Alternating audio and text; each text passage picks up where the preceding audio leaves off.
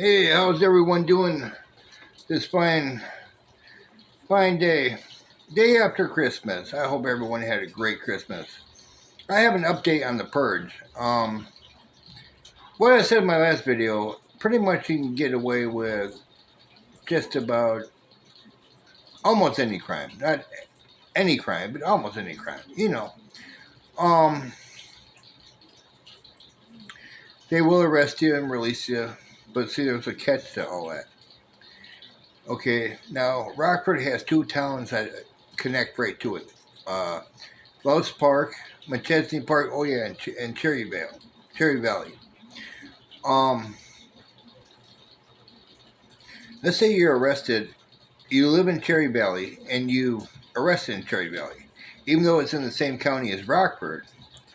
By you having to come to the county jail, which is in Rockford, let's say you commit a crime and they arrest you, bring you to jail. Now they don't have to release you, even though there's no bond. They still don't have to release you because your ID says Cherry Valley. So therefore, you're a flight risk. It doesn't say Rockford. Even though you're in the same county, you're a flight risk, see? So there is a lot of catches and stipulations to that. You in Loves Park, committed a crime there, and your ID says Loves Park, you're not getting out of jail because you're a flight risk, even though you're from the same county. So there's a lot of stipulations to that. Yes, you can go out and do a Jim Jones and poison a couple of people and get away with it if you live in the town that the jail is in. So it's only in Rockford. So, I mean, you can do it in Loves Park and McChesney Park and Cherry Valley too, but you just won't get out of jail till your court date.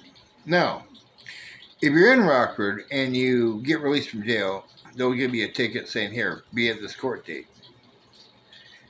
If you don't come to the court date, the judge will not issue a warrant for your arrest. In fact, he legally can't do it. What he will do is send a notice to your address and say, hey, bud, you missed your court date, we'll reschedule. You miss it again, they'll send you another notice. They can't ever put a warrant out for your arrest if you miss court. However,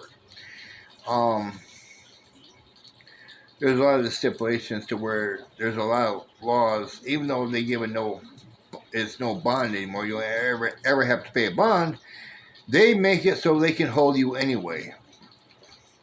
If you commit a parking ticket and they feel that you're still a danger, and let's say they want to pick you up for a parking ticket, and they take you to jail, right? They really don't, and you're from Rockford, they don't have to release you because they'll just say you're a harm to society. See, they will hold you for 24 hours, and during that 24 hours, they will analyze whether you're a danger to society. If they think you're going to get another parking ticket, they don't have to release you.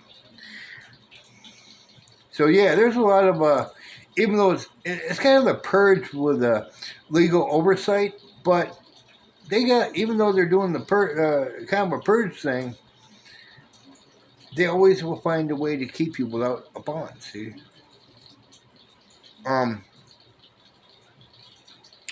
So yeah, it isn't as cut and dry as, oh, you can go out and just kill someone and commit a crime and not worry about going to jail because all they do is give you a ticket. But if your ID says Rockford, more than likely you'll get away with it, you'll get released.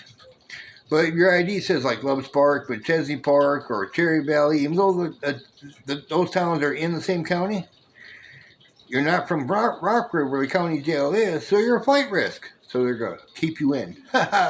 So, yeah, a lot of crimes happen more in the Loves Park, McChesney Park area.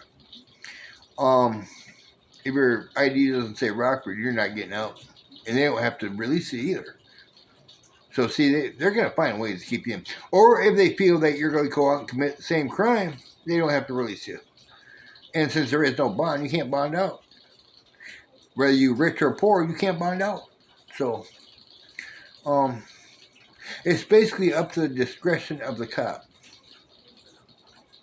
However, one of the state laws that is coming out is if you find someone trespassing on your property, the police officer cannot legally remove him.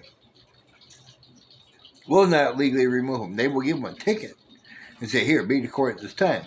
It's up to you how much force you use to make this person leave your property. You can use as much force as you want, as you have to. If you use unnecessary force where you got to actually kill the guy to make him leave, that's unnecessary force. I mean, if you have to rough the guy up, you have to rough the guy up. But roughing the guy up is better than killing him, you know.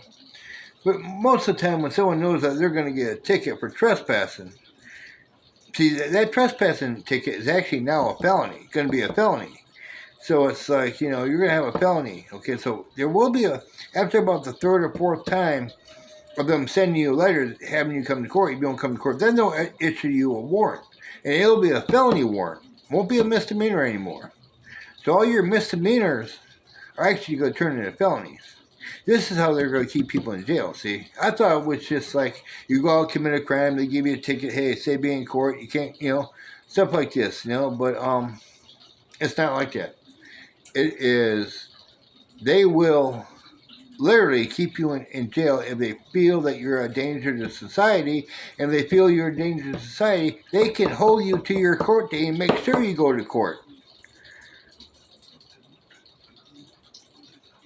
So, Illinois may pass these laws to where they look lenient on the top, and it looks like you can get away with all this stuff. You really can't get away with the laws, the crimes. I mean, even though they're going to make it look good, they're going to sugarcoat it for you, but they're going to find ways to keep you locked up. So, be prepared for that.